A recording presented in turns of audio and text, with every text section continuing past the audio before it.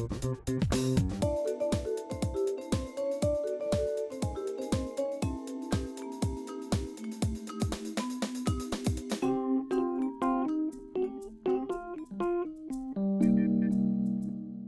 1945. Par 2 fois, l'Allemagne a signé sa capitulation sans condition. Pour l'Europe, la délivrance est là, la guerre est finie, enfin. Après tant de souffrances et de désolation, après tant d'espérance et de luttes acharnées, même les épreuves les plus douloureuses ont une fin, même les tempêtes les plus dévastatrices s'achèvent. Une joie bouleversée emplit les cœurs, les drapeaux ornent les fenêtres, les embrassades se noient dans la liesse populaire. Derrière les larmes de joie, celles de la peine affleurent. Personne n'oublie les villes ruinées, les villes dévastées. Personne n'oublie que l'humanité a payé le plus lourd tribut de son histoire. Notre monde en fut à jamais changé. La Seconde Guerre mondiale est une rupture pour notre civilisation qui se sait, encore davantage, fragile et mortelle. 73 ans plus tard, reliés par notre mémoire commune et épris de la même reconnaissance, nous nous unissons par la pensée et par notre hommage pour saluer le souvenir de celles et ceux qui ont combattu et abattu le fléau nazi.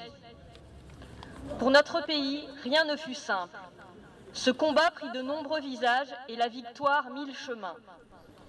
Malgré les ardents soldats de Montcornet, d'Abbeville, des Alpes, de Saumur et tous ceux de 40, l'ombre de l'occupation, de la division, puis de la collaboration a jeté son voile obscur sur la France.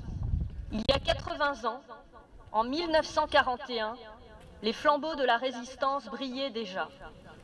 Le flot du refus et de l'espérance montait, tandis que la répression forgeait son funeste souvenir à Châteaubriand, au camp de Souges ou au Mont Valérien.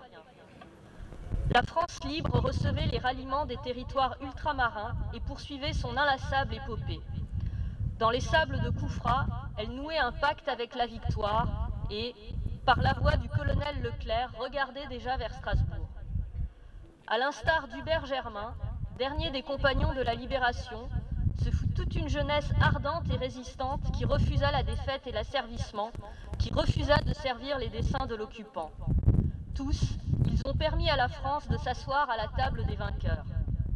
Cela fut rendu possible par le combat acharné des armées françaises et des armées alliées, par les forces françaises libres qui jamais ne cessèrent la lutte, par le dévouement des résistants de l'intérieur, par chaque Française et Français qui a refusé l'abaissement de la France et la négation de ses valeurs.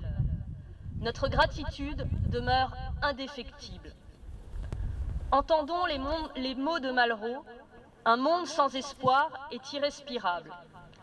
La victoire de 1945 est le succès de l'espérance, mais elle est aussi l'aube d'un nouvel effort collectif pour la reconstruction, pour la paix et pour l'Europe.